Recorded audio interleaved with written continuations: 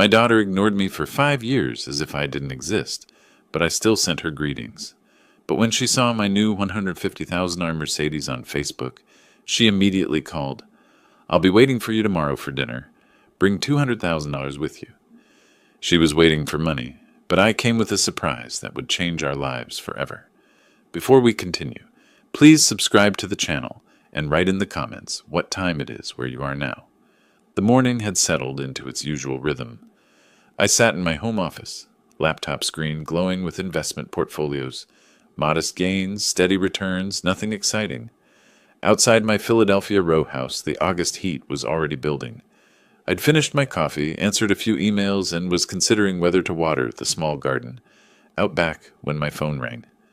Unknown number. I stared at it for 3 rings, thumb hovering over the decline button. Spam calls came daily now, but something made me answer. "Hello? This is Cora." The voice arrived like a winter draft, formal, flat, carrying no warmth whatsoever. "I'm having dinner tomorrow evening at 6. You should come." My chest tightened. 5 years. 5 years of silence, of birthday cards returned to sender, of text messages that never earned even a single word reply. And now this. My daughter's voice in my ear again, as if no time had passed, as if she hadn't cut me out of her life completely. "Cora," I managed to keep my voice steady, though my hand gripped the phone harder. It's good to hear from you. I didn't expect... Tomorrow at 6. She cut through my words like scissors through paper. "My address hasn't changed. Bring $200,000 with you." The number hit me like a physical blow. I sat up straighter, the portfolio spreadsheet forgotten. 200... What? "Cora, I don't understand. Why now? Why... It's not complicated." Her tone suggested I was being deliberately obtuse. "Tomorrow, 6 o'clock. Don't be late." The line went dead. I sat there, phone still pressed against my ear, listening to silence. Slowly, I lowered it to the desk. My hand was trembling, not from my 67 years, but from the sheer audacity of what had just occurred. $200,000. Demanded as casually as someone might request I bring a bottle of wine. I stood, legs unsteady, and walked to the kitchen. My coffee sat where I'd left it, now cold. I poured it anyway, held the mug with both hands, and moved to the window overlooking my backyard. The small patch of grass needed mowing. The tomato plants I'd started in spring were heavy with fruit. Normal things. Mundane things. Things that made sense. Nothing about that phone call made sense. 5 years ago, everything had fractured. I'd sold my construction company, 43 years building it from nothing into something solid and respectable. The sale price was substantial. I'd been generous, I thought, given Cora and Stuart $300,000 outright, no strings attached, helped them buy their house, start their life together. It hadn't been enough. The memory surfaced unbidden. Stuart standing in my living room, arms crossed over his chest, that smug expression twisting his features. "You sold the company for over $2 million and gave us scraps," he'd said, his voice dripping with contempt. "We deserved half of that, at least."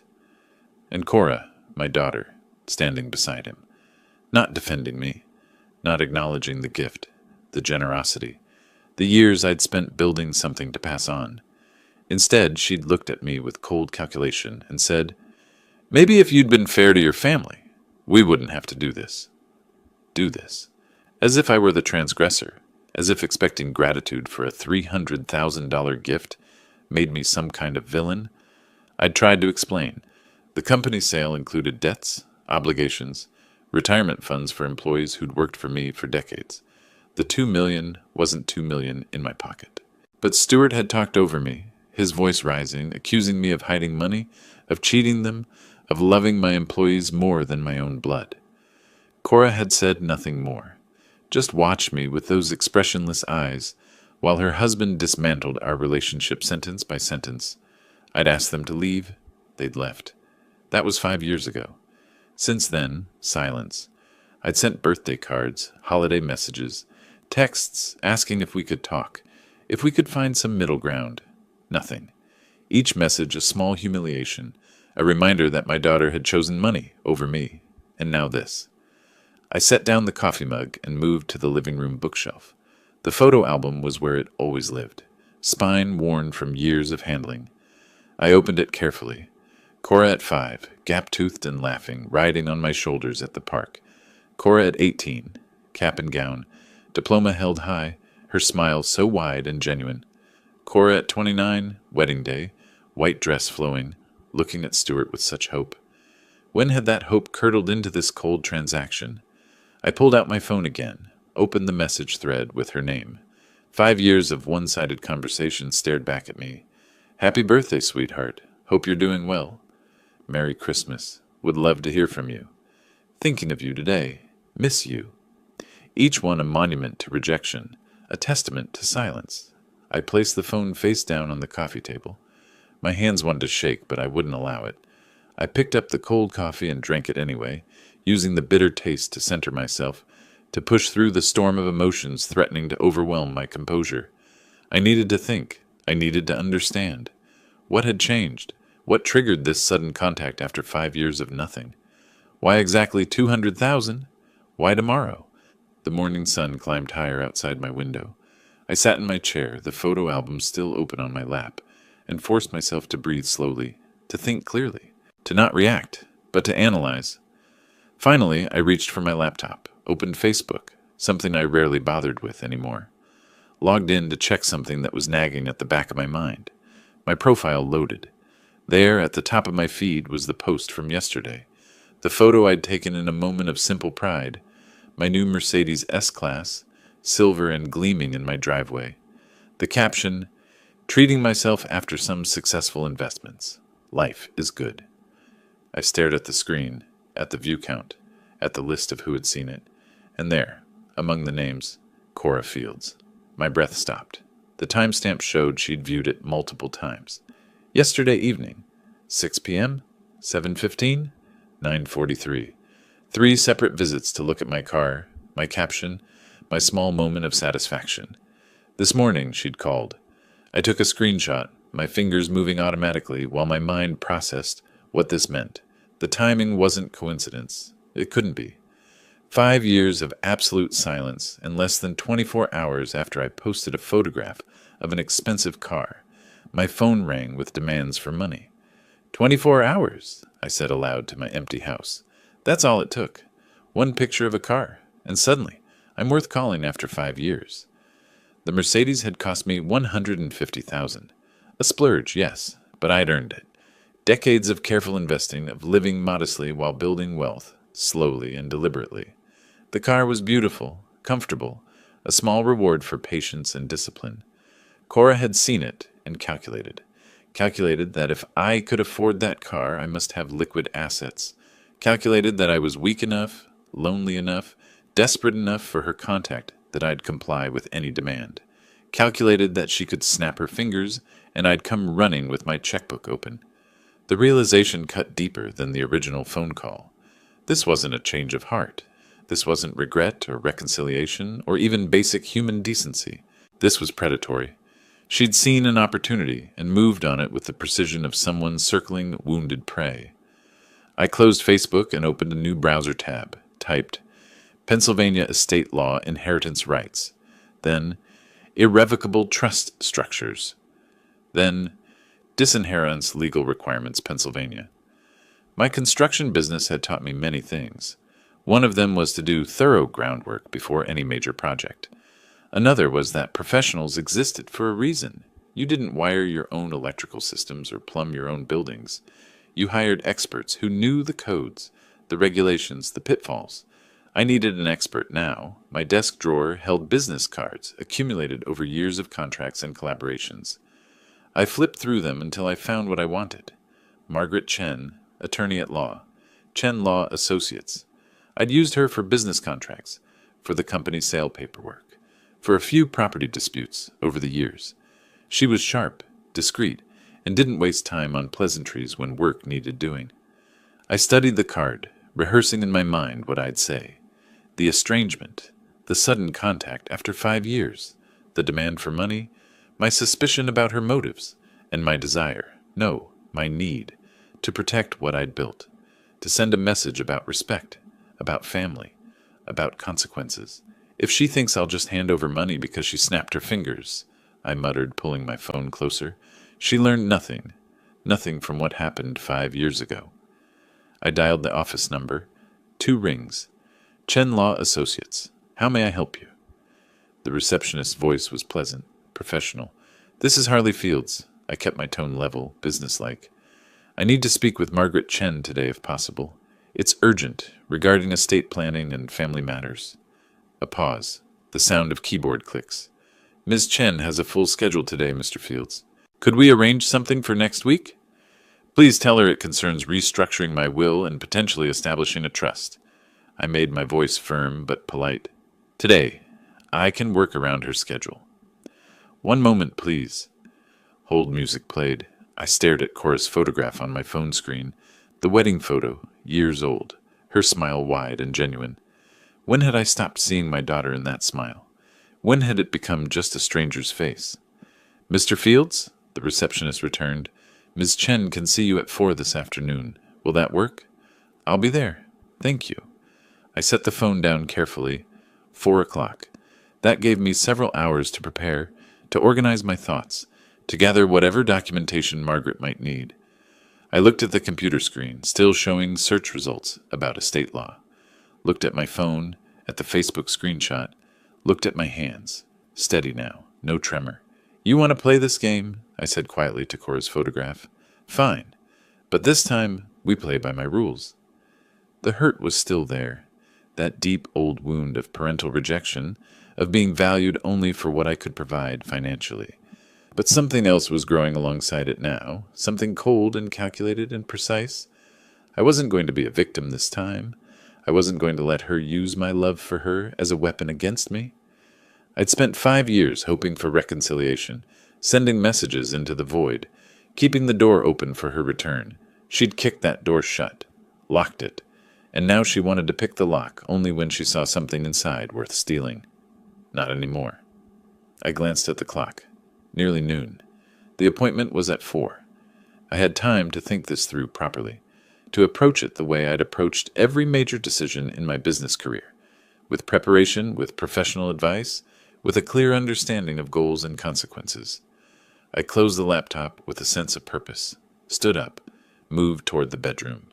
There were documents I needed to locate, the original will, financial statements, records of the gift I'd given Cora and Stuart 5 years ago. Margaret would want to see everything, understand the full picture before advising me. But more than that, I needed to prepare myself mentally. This wasn't about revenge in the petty sense. This was about teaching a lesson that should have been learned long ago. About demonstrating that respect couldn't be demanded with threats, that family was more than a resource to be exploited. About showing my daughter that actions had consequences. I had several hours before the appointment. Several hours to gather what I needed, to think through what I wanted to achieve, to transform from the shocked father who'd answered the phone this morning into someone who could make difficult decisions with clarity and conviction. The man who'd built a construction company from nothing understood foundations, understood that you didn't build something lasting on soft ground, understood that sometimes you had to tear down a crumbling structure before you could rebuild correctly. Today, I would start laying a new foundation. The drive through Philadelphia traffic gave me time to think. I'd spent the intervening hours gathering documents, financial statements, property deeds, investment portfolios, everything Margaret would need to understand the full scope of what I was protecting, what I was taking away. The office building was modern glass and steel, professional without being pretentious. I'd been here before, years ago, when Margaret handled contracts for the construction company. The parking garage smelled of concrete and exhaust. I took the elevator to the 4th floor, carrying a leather folder, thick with evidence. The reception area hadn't changed. Muted gray carpet, framed diplomas on cream walls, the quiet hum of filtered air and distant keyboards. The receptionist looked up and smiled with recognition. Mr. Fields, Ms. Chen is expecting you. Margaret emerged from her office before I could sit. Mid-50s, sharp-eyed, her handshake firm and brief. She noticed something different in me immediately. I could see it in how her gaze lingered a moment longer than necessary. Harley, come in. Her conference room overlooked the city, afternoon light slanting through vertical blinds. I sat across from her at the polished table and opened my folder, laying out evidence methodically. The Facebook post, screenshots with timestamps. Cora's viewing history, 3 separate visits to stare at my car. A timeline I'd written documenting 5 years of ignored birthday cards, unanswered messages, complete silence. She hasn't spoken to me in 5 years, I said, my voice level. Not a word. Yesterday I posted a photo of my new car, and this morning she called demanding $200,000. That tells me everything I need to know about why she reached out. Margaret took notes on a legal pad, her pen moving steadily. Tell me about the estrangement, I explained. The company sale, the $300,000 I'd given them, Stuart's accusations, his contempt, his insistence I'd cheated them. Cora standing beside him, saying nothing in my defense, choosing his narrative over our relationship. Since then, nothing, I continued. I tried. I sent cards, messages. I kept the door open. I tapped the timeline. Every attempt documented here. Every rejection. Margaret studied the papers without speaking for a long moment. When she looked up, her expression remained professionally neutral, but something in her eyes suggested recognition. She'd seen this pattern before in her estate planning practice. What do you want to do, Mr. Fields? I want to create a new will. The words came easier than I had expected. I want to disinherit Cora completely. Everything I have, approximately $1.8 million in assets, goes to the Construction Industry Veterans Support Fund instead. Margaret set down her pen. Mr. Fields, I need to ask this clearly. Are you certain about this decision? Disinheriting your only child is legally valid, but it's permanent. Once you present this to her, there's no walking it back. I've had 5 years to think about what family means, I said. She made her choice then. I'm making mine now. She nodded slowly, pulled a legal pad closer. If she contests this, she'll likely claim undue influence or diminished capacity. We need to document that you're acting voluntarily, that you understand the implications, and that your reasoning is sound. Then document it. I want this ironclad. I leaned forward slightly. I'm not punishing her. I'm protecting what I built from someone who only sees it as money she's owed. Margaret stood and walked to her bookshelf, returning with a thick Pennsylvania state law reference. She opened it to a marked section, turned it toward me. Pennsylvania law gives you testamentary freedom, she explained. You can disinherit adult children, but challenges are possible, so we make it bulletproof. Her finger traced down the page. We'll include a detailed recital of your reasons. The more specific we are about your relationship history and her conduct, the stronger the will becomes. And you're certain about the charitable beneficiary? The Construction Industry Veterans Fund. I didn't hesitate. Those people built their lives with their hands, just like I did. They deserve support more than someone who can't see past a dollar sign. She made notes. We'll also include a no-contest clause. Anyone who challenges the will forfeits any potential inheritance. Not that there would be any for her, but it adds another layer of protection. For the next hour, we worked through details, specific language, asset inventory, witness requirements, notarization procedures. Margaret asked probing questions about my mental state, my understanding of consequences, my voluntary decision-making. Standard procedure, she explained, to demonstrate competency if the will was ever challenged. I answered everything clearly, providing the financial documents she needed, explaining my reasoning without emotion or anger. This was business, strategic, the same way I'd approached every major decision in my construction career. Finally, Margaret closed her legal pad. I'll draft this tonight and have it ready by 9 tomorrow morning. Given the urgency and the complexity, I'll need a substantial retainer. I wrote the check without blinking. This wasn't impulsive, it was calculated. One more thing, I said. I want 5 notarized copies prepared. Her pen paused mid-note. You want 5 notarized copies for tomorrow? That's unconventional. Most people keep wills private until after death. I allowed myself a slight, cold smile. I'm not most people, and I want her to understand exactly what her phone call cost her. Margaret studied me for a moment, then nodded. I'll arrange it. She stood, extending her hand. I shook it, feeling the firmness of her grip, the professional confidence that told me she'd create exactly what I needed. As I reached the door, she spoke again. Harley, this path you're choosing, it's legal, It's your right. But it's also final. Make sure you can live with it. I turned back. I've already lived with her choice for 5 years. Now she can live with mine. I walked down the hallway, took the elevator to the parking garage, sat in my car for a moment before starting the engine. The weight of what I'd set in motion felt substantial, real in a way that the morning's anger hadn't been, but my resolve didn't waver. Tomorrow morning, Margaret would have the documents. Tomorrow evening, Cora would discover what her calculated phone call had actually accomplished. I drove home through lengthening shadows, the city lights beginning to glow against the darkening sky. I woke before dawn, my sleep fractured by anticipation rather than doubt. The bedroom was gray with pre-sunrise light. I lay still for a moment, feeling the weight of what today would bring, then rose and moved through my morning routine with deliberate normalcy.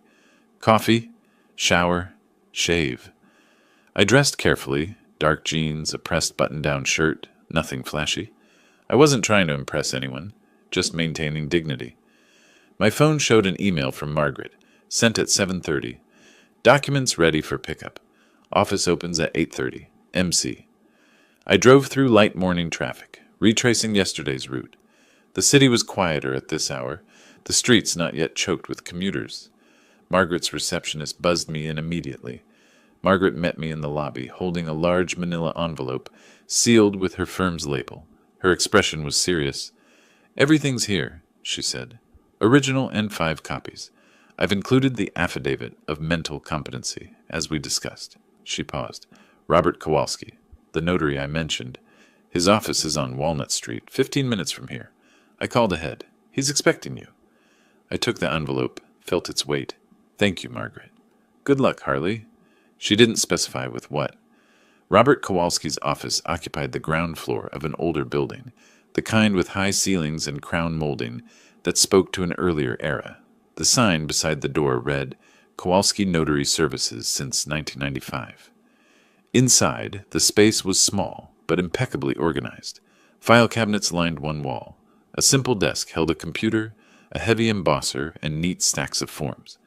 Robert himself was maybe 62, gray-haired, wearing reading glasses on a chain around his neck. "Mr. Fields?" He extended his hand. "Margaret Chen speaks highly of you. Please sit." His assistant, a middle-aged woman with kind eyes, nodded at me from a second desk near the window. I sat across from Robert, opening the envelope and withdrawing the documents. He examined each page methodically, checking signature lines, witness blocks, completeness, the careful bureaucracy that transformed paper into legal armor. "Mr. Fields, I'm required to ask, are you signing this document of your own free will, without any pressure or coercion from any person?" "Yes." My voice was steady. "Completely voluntary. I've thought about this carefully. And you understand this is your last will and testament, that it supersedes any previous wills, and that it directs the disposition of your estate upon your death." "I understand completely. That's exactly what I want." Robert studied me for a moment over his glasses. "I've been doing this 30 years, Mr. Fields. Usually people signing wills look uncomfortable, like they're planning their funeral. You look decided." I allowed a slight humorless smile. "That's because I'm not planning my death. I'm planning something else entirely." He nodded slowly, turned to his assistant. "Linda, we'll need you as witness." The process was formal and precise. Robert positioned the first document, the original, in front of me, indicated where to sign. I wrote my name clearly, dated it. Linda stepped forward, added her signature, and printed name as witness. Robert did the same. Then his notary seal, a heavy embosser that created a raised impression, the distinctive mark of authentication. He applied it carefully, added his signature, filled in the official certificate. "5 copies as well?" Linda asked, glancing at the stack. "Yes," I confirmed. We repeated the process 5 more times. 6 signatures total, each one deliberate and clear. 6 notarizations, each seal pressed firmly into paper, transforming drafts into official legal instruments. Robert's assistant spoke as she signed the 4th copy. "You requested 5 additional notarized copies. That's unusual for a will. Most people just need the original." "I have unusual circumstances," I said. "I need to make sure certain people understand exactly where things stand." When we finished, Robert stacked the documents neatly, slid them back into the envelope. I paid his fee in cash, I'd come prepared, and received a receipt. "These are now official legal instruments, Mr. Fields," Robert said. "Keep them secure." "I will." I left his office carrying the envelope, drove 3 blocks, then pulled into an empty parking space, sat for a moment with the engine running, opened the envelope, withdrew the top document. My signature, the notary seal, raised and official, the date, today, the words, "I hereby disinherit my daughter, Cora Elizabeth Fields, for reasons fully detailed herein." 5 years, I said aloud to my empty car. It took her 5 years to call, and 24 hours to lose everything she thought she'd inherit. I closed the envelope, secured it in the leather portfolio I'd brought specifically for this purpose. Drove home through mid-morning traffic. The afternoon stretched ahead. Hours to wait before evening, before the dinner invitation she'd issued so casually, so confident I'd arrive with money in submission. I showered again, taking my time. Chose my clothes, the same dark jeans, a different shirt, this one blue. Casual, but not dismissive. I wasn't dressing for her approval, just for my own sense of appropriateness. At 4 o'clock, I made coffee, but didn't drink it. Paced my living room. Checked the portfolio again, confirming all 6 copies were present, properly organized. At 5, I decided to leave. Better to arrive early than to sit here counting minutes. I placed the portfolio carefully on the passenger seat of the Mercedes, the car that had started all this, gleaming silver evidence of resources she'd decided to claim. Walked to my front door, paused with my hand on the knob. My home. Modest, comfortable, paid for. My sanctuary for 5 years while she maintained her silence. I looked back at the living room, the bookshelf with its photo albums, the quiet order I'd built. Then I walked out, locked the door behind me, and got in my car. The drive to the suburbs took 40 minutes. Traffic was lighter heading out of the city. I navigated familiar roads, though I hadn't driven them in years. Her address hadn't changed, she'd said. I'd never been to this house, purchased after our estrangement, but I'd looked it up online, knew what to expect. The sun was lowering, painting everything in amber light. I drove with the portfolio beside me, carrying 6 copies of her inheritance, all of them zeros. The neighborhood announced itself in manicured lawns and fresh paint, upper-middle-class suburban confidence, houses that whispered success without shouting it. Cora and Stuart's home was a 2-story colonial with professional landscaping, the kind of presentation that mattered to people who cared about appearances. I sat in my car for a long moment, hands on the steering wheel, the portfolio beside me on the passenger seat. Through the front window, I could see movement. They were watching for me. I picked up the portfolio and walked to their door. Measured steps. No hesitation. The door opened before I could knock. "Dad!" Cora's voice was too bright. Her smile stretched too wide. "I'm so glad you came." She hugged me briefly, a performance of warmth where no warmth existed. Stuart appeared behind her, extending his hand with practiced congeniality. "Harley, good to see you." "Come in, come in." The contrast was staggering. 5 years of silence, and now they greeted me like we'd had lunch last week. Their dining room was elaborately staged. Candles flickered on a table set with wine glasses and cloth napkins. The food, clearly from an expensive restaurant, still in its takeout containers being transferred to serving dishes, smelled rich and carefully chosen. "We thought we'd make this special," Cora said, gesturing to a chair. "Families should celebrate being together again." I sat, placing the portfolio beside my chair. Stuart's eyes flicked to it, then away. Cora poured wine with trembling hands. Nerves, not emotion. The meal proceeded with stilted conversation. Cora asked about my health, my house, my investments, questions designed to inventory my resources without appearing mercenary. Stuart discussed market trends and business opportunities, establishing his expertise. I ate little, watched everything. They exchanged glances when they thought I wasn't looking. Silent communication, rehearsed coordination. After the main course, Stuart leaned back with calculated casualness. "Harley, I wanted to run something by you. There's an incredible investment opportunity that's come across my desk." His voice shifted into salesman mode, smooth and confident. Residential development in a growing market. The returns are projected at 18 to 22% annually. Really solid fundamentals. We need to move fast, though, he continued. The window closes this week. Early investors get the premium positions. Cora added her piece right on cue. Dad, Stuart's been working so hard on this. We finally have a chance to really build something. Her voice carried practiced emotion. I know you understand what it means to build a future. You did it with your company. I leaned back in my chair, arms crossed, letting them finish. Stuart laid out more details, deliberately vague specifics wrapped in financial jargon, meant to sound legitimate while saying nothing concrete. Cora nodded along, playing the supportive wife, the dutiful daughter who just wanted her father's help. When they finally paused, waiting for my response, I spoke quietly.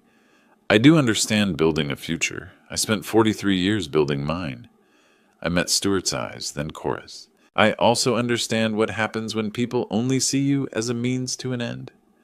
I reached down to the portfolio, opened it with deliberate slowness, withdrew 2 copies of the will, slid them across the table like dealing cards, one to Cora, one to Stuart. The documents landed between the candles and wine glasses with devastating finality. Stuart picked his up first. I watched his face transition. Confusion, comprehension, fury. He stood abruptly, his chair scraping loudly against the floor. What is this? His voice rose. A will? You brought your will to dinner? Cora read slower, her performance crumbling as understanding set in. Tears started before she finished the first page, but I'd seen enough angry tears in my life to recognize them. She wasn't heartbroken. She was furious at being denied. You asked for $200,000 after 5 years of not speaking to me, I said, my voice calm and factual. I thought you should know where you stand. You're not in this document. Neither of you. Everything goes to the Construction Industry Veterans Support Fund. How can you do this? Cora's voice shook with rage, disguised as grief. I'm your daughter, your only child. You were my daughter. I kept my tone steady, controlled. Then you chose to become a stranger who only calls when she wants money. This is what that choice costs. Stuart slammed the document on the table. You can't do this. We'll fight this. You're not in your right mind. We'll prove it. I stood, preparing to leave. I'm perfectly sound. Ask the notary, the attorney, the witnesses. This document is legal, filed, and final. I looked at both of them, seeing their calculation exposed, their masks discarded. You wanted to know my value in dollars. Now you know. To you, I was worth a phone call. To me, my legacy is worth more than that. I walked toward the door. Behind me, Cora's voice turned desperate. You'll regret this. Don't walk out that door. I paused at the threshold, but didn't turn back. I've spent 5 years with regrets. Tonight, I finally have clarity instead. I stepped into the cool evening air. Behind me, the shouting began, but now they were arguing with each other, not me. Accusations flying about whose idea this was, whose plan had failed.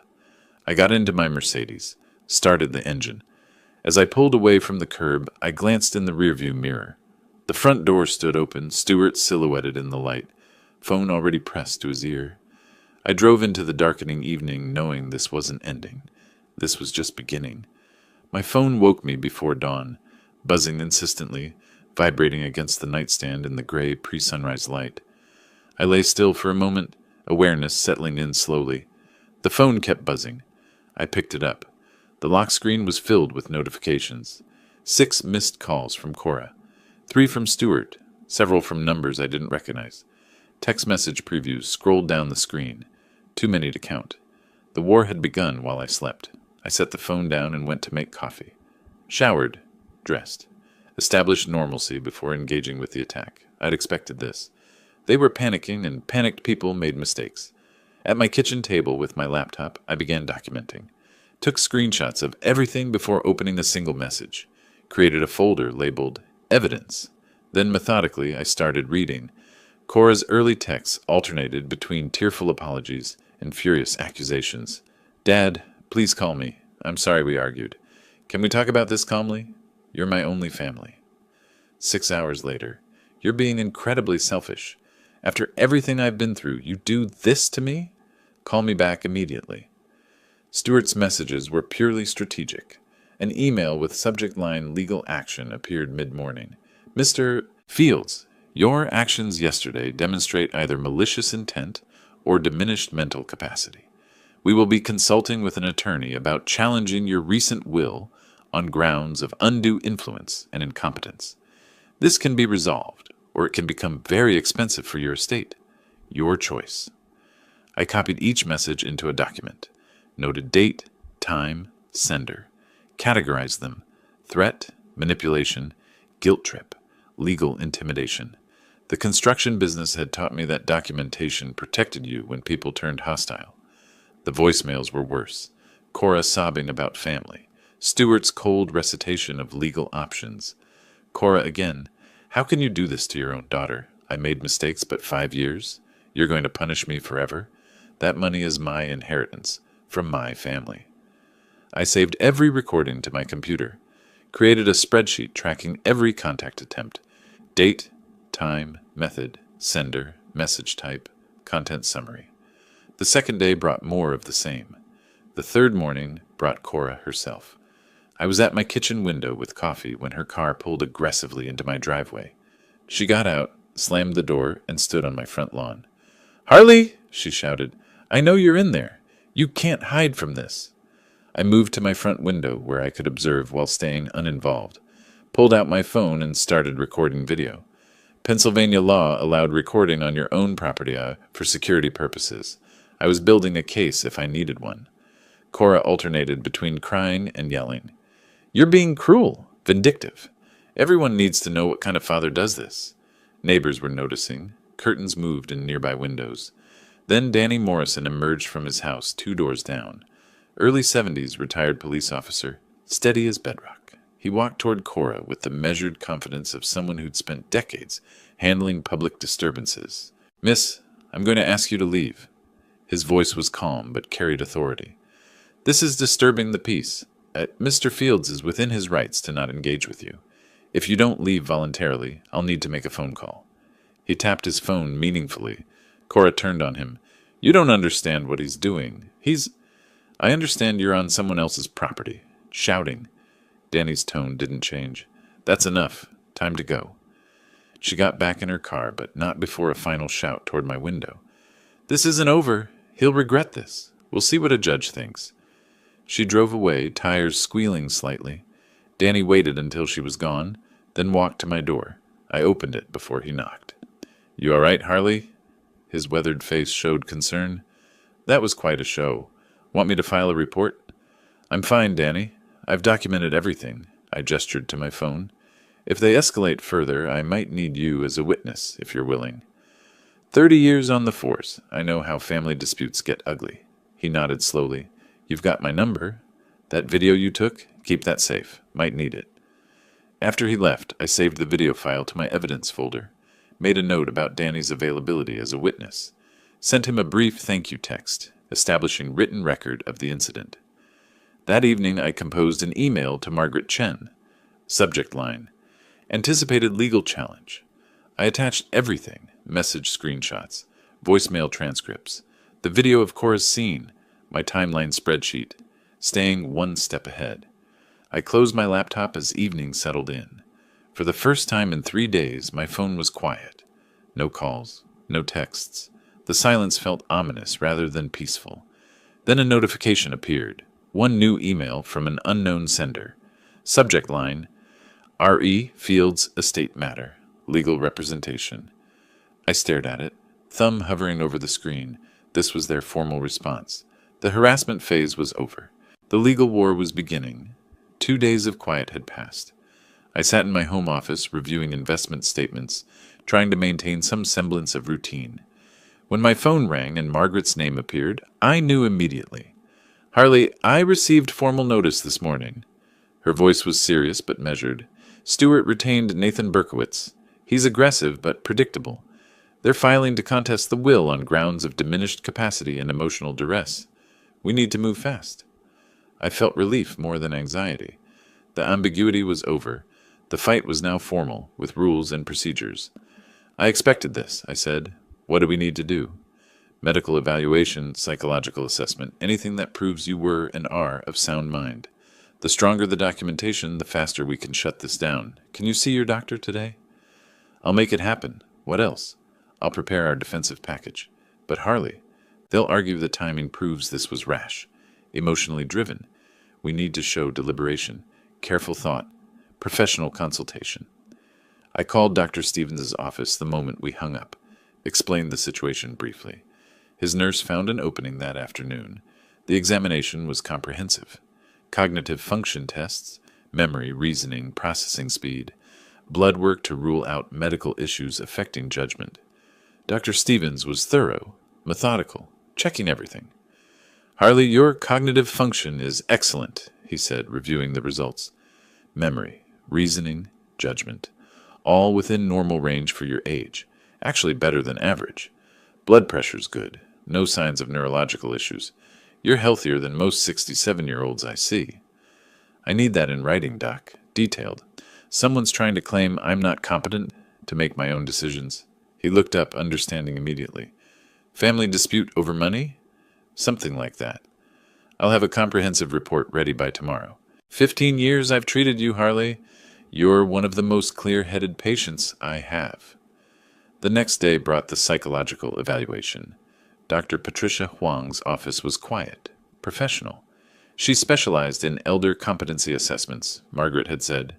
2 hours of testing, mental status examination, decision-making scenarios, emotional state evaluation. Walk me through how you made the decision to change your will, she said, pen poised over her notepad. What was your thought process? I laid it out clearly, organized. My daughter didn't contact me for 5 years. Then she called demanding $200,000 the day after seeing a photo of my car online. That showed me she only valued me as a source of money. I consulted my attorney, considered my options for 24 hours, and decided my assets would do more good supporting veterans than enabling someone who sees relationships as transactions. That's a very coherent, logical progression, she made notes. Do you feel you were pressured into this decision by anyone? The opposite. I was pressured to give money. I chose not to. She asked more questions, probing for signs of coercion, depression, impaired judgment. Found none? By the end, she seemed satisfied. Mr. Fields, you demonstrate full mental capacity and sound decision-making. I'll provide a detailed report confirming that. Margaret reviewed both reports in her office, satisfaction visible on her face. This is solid. 2 independent medical professionals, both stating you're fully competent, combined with the timeline showing deliberation, the consultation with me, the notary process. Their case is weak, but expect them to fight dirty. They already are, I said. The gossip campaign started 2 days ago. Her eyes sharpened. What gossip? I explained. Tom Chen, a former business associate, had called yesterday. Ran into Stewart at a restaurant. Stewart seemed genuinely worried, Tom said. Mentioned I was having difficulties, memory problems, emotional issues. Document everything, Margaret said firmly. If it crosses into defamation, that's another tool we can use. I spent that evening making calls, not defending myself emotionally, just sharing facts. When Tom expressed concern, I was direct. Tom, I appreciate it. I've just completed full medical and psychological evaluations. I'm happy to send you copies if you want to see for yourself. Stewart is trying to contest my will because he didn't like what's in it. The doctor visits are part of protecting my right to make my own choices. Silence. Then, I appreciate your honesty, Harley. Stewart made it sound different. I imagine he did. By evening, I'd reached 4 people who'd heard versions of Stewart's story.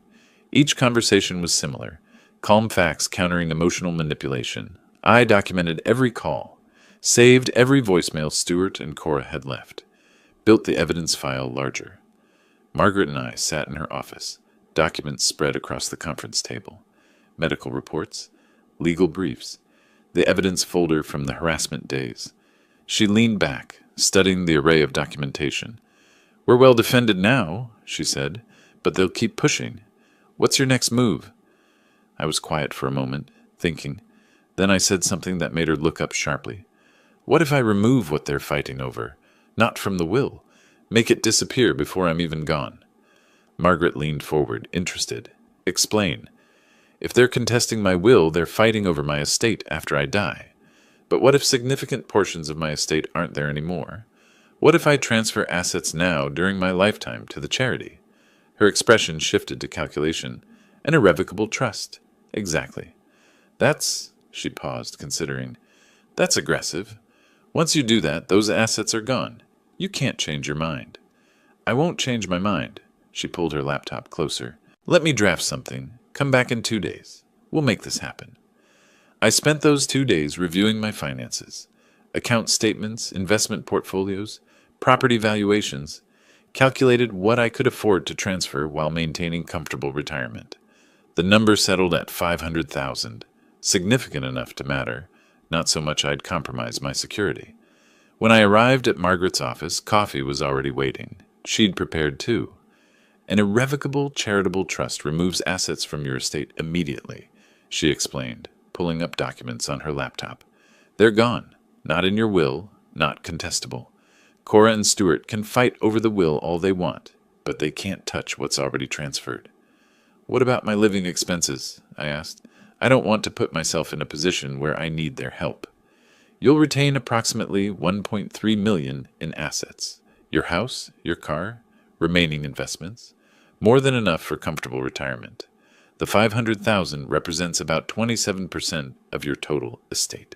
Significant enough to matter, not so much you're compromising your security. I studied the trust documents she'd prepared, pages of legal language, but the core was clear. Irrevocable transfer to the Construction Industry Veterans Support Fund.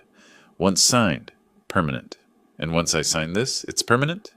I needed to hear it clearly. No one can challenge it, claim I was incompetent, force it back into the estate? Margaret's response was firm, confident. Irrevocable means irrevocable.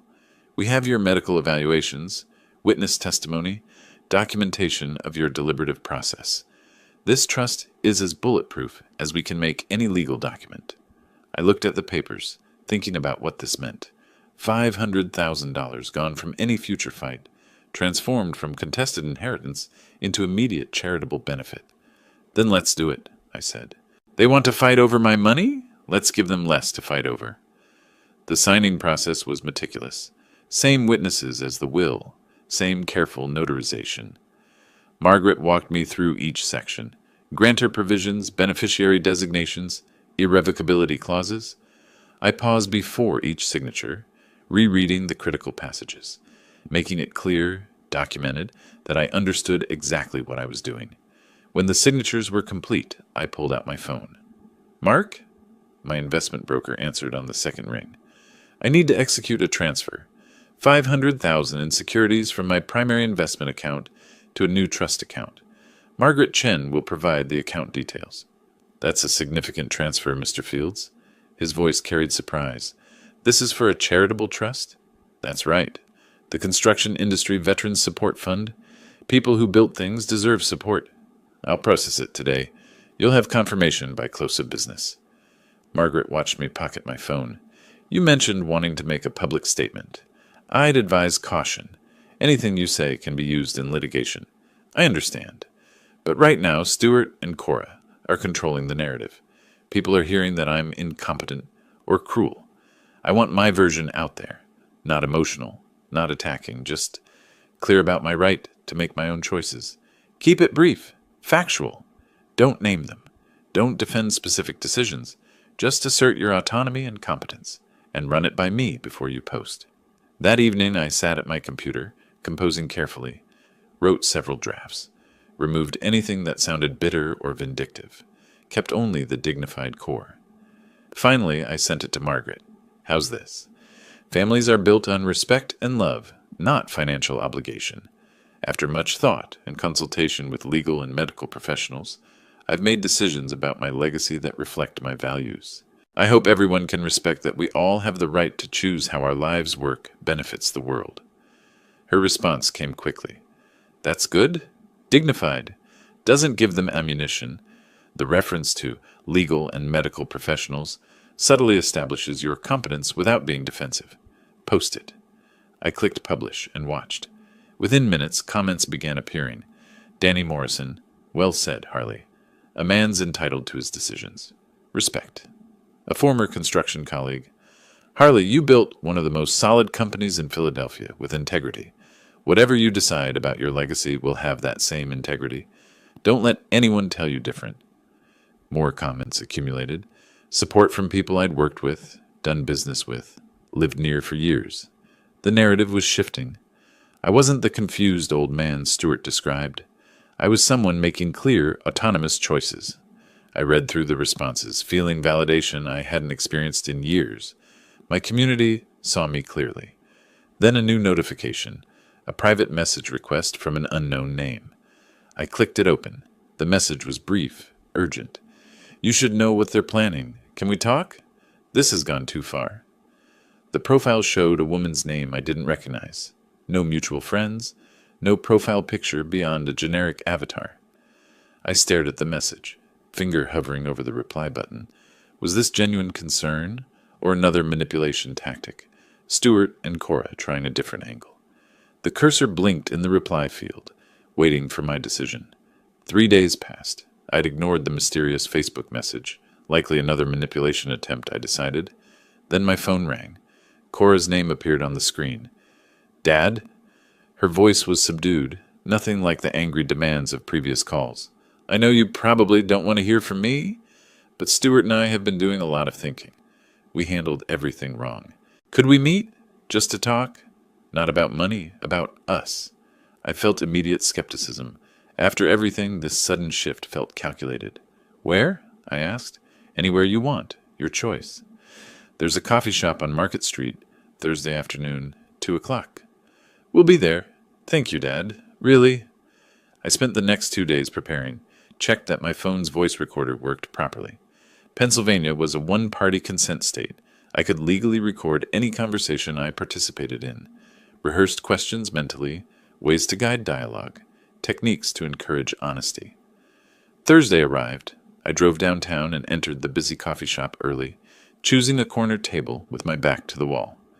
Activated the recording app and placed my phone face down on the table before they arrived. Stewart and Cora entered together. No expensive clothes today, casual, subdued. Cora's eyes looked red, as if she'd been crying. They sat across from me, both wearing expressions of remorse. Dad, I know we handled everything wrong. Cora's voice trembled slightly. The things I said, the way I've been talking to a counselor, and I realize I let Stewart's stress about money affect how I treated you. That was wrong. Stewart leaned forward, seemingly earnest. Mr. Fields, Harley, I owe you an apology too. I pushed Cora to ask for money when we should have just asked to reconnect. Financial pressure made me lose perspective on what's actually important. I nodded slowly, maintaining calm body language. I appreciate you saying that. These past weeks have been difficult. I've had time to think, too. So have we. Cora reached across the table, not quite touching my hand. We don't care about the will or the money. We just want you back in our lives. That's what matters. I let silence hang for a moment, and then spoke carefully.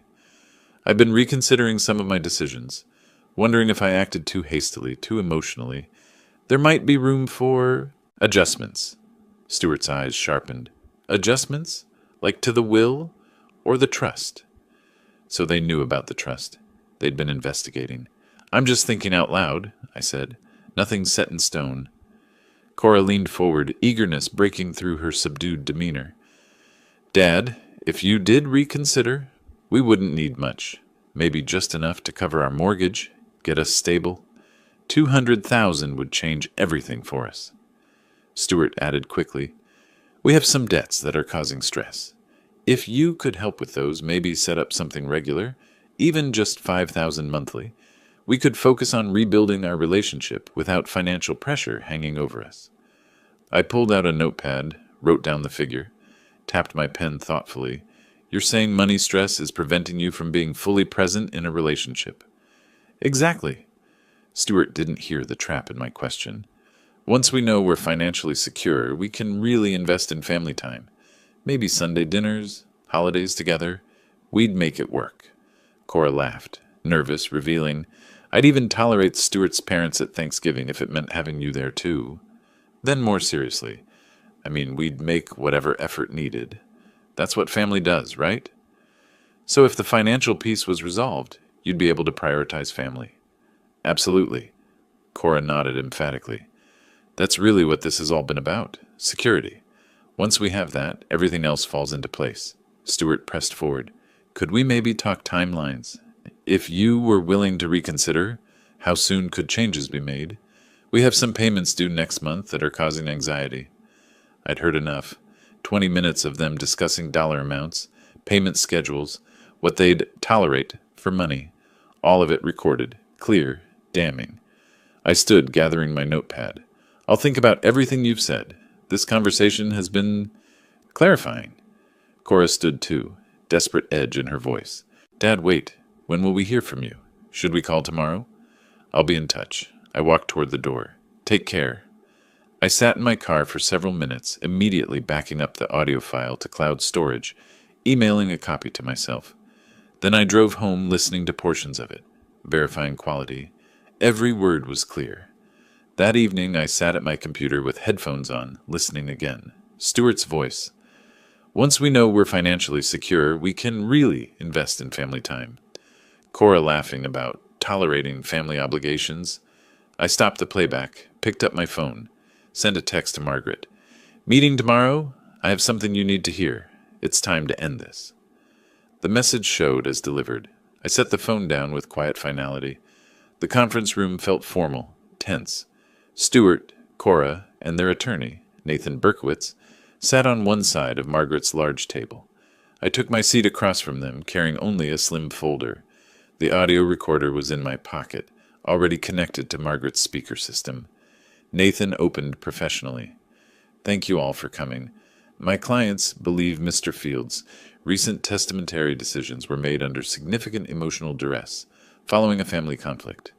However, in the interest of avoiding prolonged litigation, they're prepared to settle if Mr. Fields will restore Ms. Fields as primary beneficiary, with a minimum inheritance of $1.2 million. Margaret responded with practiced calm. Let me address the diminished capacity claim first. She slid documents across the table. Medical reports, psychological evaluations, notarized statements. Dr. Stevens, Mr. Fields' physician of 15 years, conducted comprehensive cognitive evaluation. Perfect scores. Dr. Huang, a licensed clinical psychologist specializing in competency assessments, found him fully capable of reasoned decision-making. No signs of coercion, depression, or impaired judgment. Nathan attempted a counter-argument. The emotional context remains relevant. Making such a drastic decision immediately following a contentious phone call suggests... The timeline shows 24 hours of deliberation, Margaret interrupted smoothly. Consultation with legal counsel and methodical execution, hardly impulsive. Furthermore, she paused for effect. 3 days ago, Mr. Fields established an irrevocable charitable trust, transferring $500,000 in liquid assets. Those funds are no longer part of his estate. They cannot be contested, challenged, or recovered. Stewart's face went white. You did what? When? I spoke for the first time. After your attorney filed his challenge, I decided if you were going to fight over my estate, I'd make the estate smaller. Cora turned to Nathan, desperate. Can he do that? Isn't that...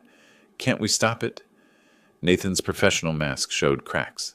An irrevocable trust, properly executed, is beyond challenge. The assets are gone. Margaret delivered the final blow. There's one more thing. She connected the audio device to her speaker system. Mr. Fields met with your clients 2 days ago. Pennsylvania is a one-party consent state for recording. I think you should hear this conversation. She pressed play. Stewart's recorded voice filled the room. Once we know we're financially secure, we can really invest in family time. Maybe Sunday dinners, holidays together. Cora's laugh. I'd even tolerate Stewart's parents at Thanksgiving. We'd make whatever effort needed. Stewart again. Could we talk timelines? If you were willing to reconsider, how soon could changes be made? I watched Nathan's face, saw recognition, understanding, the professional calculation that this case was lost. The recording ended. Nathan conferred quietly with Stewart and Cora. Their whispered argument was sharp, bitter. Finally, Nathan spoke formally. After reviewing the comprehensive evidence, my clients have decided to withdraw their challenge. We acknowledge Mr. Fields acted within his legal rights with full mental capacity. Stuart hissed at Cora, loud enough for me to hear. You and your tolerating comment. You couldn't just stick to the script. Cora's face crumpled. She looked at me, tears streaming. Daddy, please. This isn't how it should end. I stood slowly, looked at her for a long moment. 5 years ago, you chose money over me. You stopped calling, stopped visiting, cut me completely out of your life until you saw a photo of an expensive car. Then suddenly I was worth contacting, but only with a demand for $200,000. That showed me exactly what I meant to you. I paused, making sure she heard every word. Now you know what that choice costs.